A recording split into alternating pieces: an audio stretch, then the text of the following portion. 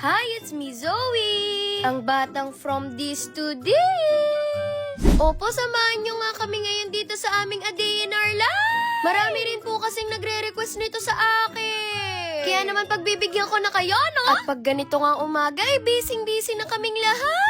At lahat kami gumigising ng maaga! At syempre, kasama sa mga inaasikaso ni Daddy yung e-bike namin! Na para bang anak niya rin to, no? Marami rin nagtatanong kung meron ba daw kaming katulong. Ay nako, very hands-on po si na Mommy at Daddy sa amin. Para kasi sa kanila, at doon nila mas nararamdaman yung pagiging magulang. At sa puntong yan ay papasok na nga po kami.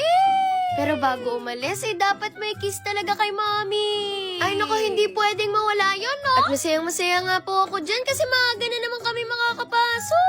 Opo, ayoko talaga na nalilate kami, no? At mas lalo pa nga kaming naging masaya dyan kasi dadala na lang daw kami ni Mommy ng lunch. Opo, tapos sinaing na isda pa yung ulam. Ay nako, paborito namin yan ng kapatid kong si Zion, no? Tapos sinamahan pa ni Mommy ng pakwan. Ay nako, sa kulay pa lang alam mong matamis na. Kaya tinikman na rin kagad ni Bunso. Tapos nilagyan na rin ni Mommy ng kanin yung lunchbox namin.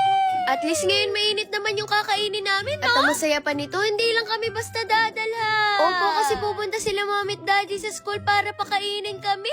Kaya very thankful kami ngayong araw kasi hindi sila masyadong busy.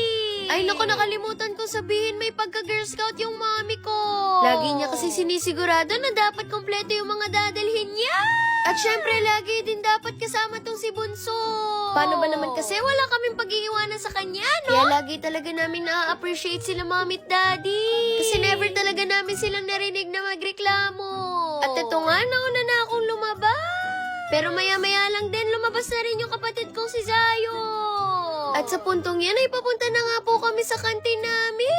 Opo, dun kasi sila Mommy naghihintay. At nandito na rin pala yung mga classmate ko. At tuwang-tuwa talaga sila kay Bunso, no? At feeling ko nga dyan parang nasa bahay lang din kami. Kasi si Mommy sandok dito. Sabaw doon. Ay naku, masasabi ko lang talaga ang sarap ng luto ni Mommy. At bumili rin sila ng palabo.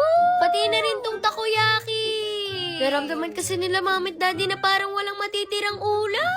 Kasi paano pa naman pati si Bunso nakisalo na rin. O diba mabenta yung sinaing na isda ni Mommy? Ngayon, itry naman natin tong pakwan. Ay nako, hindi nyo na itatanong dito ako pinaglihi. Uy, Zoe, imbento ka.